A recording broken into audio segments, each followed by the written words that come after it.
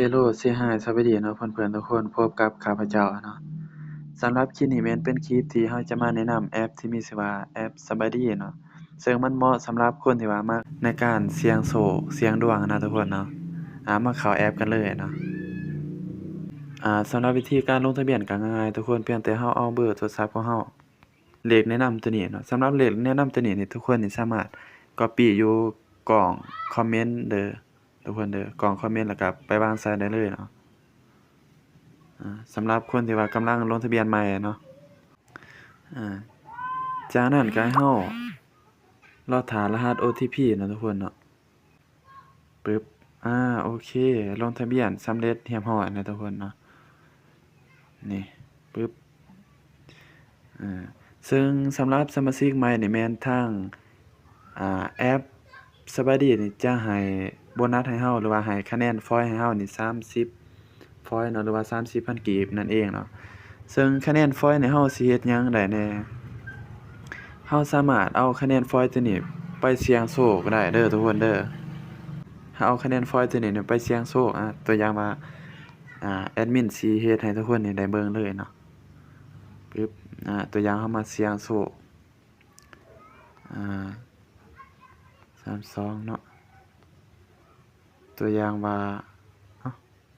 คูณ10,000ซะ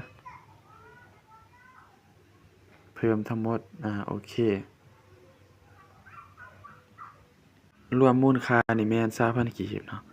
การให้เราคลิกที่ยืนยันการซื้อนะทุกคนบ่ว่าติเนาะทางFacebook หรือว่าทาง YouTube เพิ่นสิแบนคลิปวิดีโอตัวนี้นะแล้วก็มาคลิกที่ส่วนลดทุกคนนี่ซึ่งเราเอา